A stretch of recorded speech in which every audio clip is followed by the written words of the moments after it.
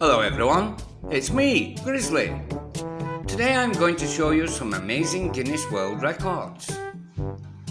Do you think your pet could be a world record holder? Here's the first world record holder. He's called Rocky. He's a boxer dog.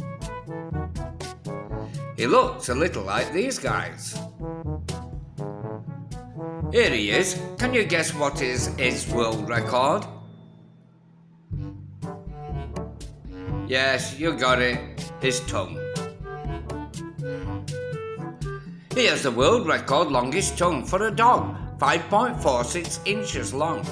The next Guinness World Record holder is Chico the Cockatoo. He looks a little like this.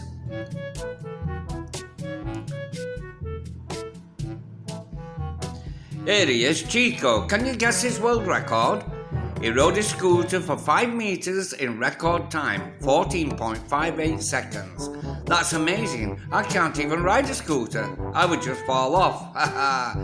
Now the last world record holder is Jumpy the Dog. He looks a little like this. Here he is. Whee! Can you guess what his world record is?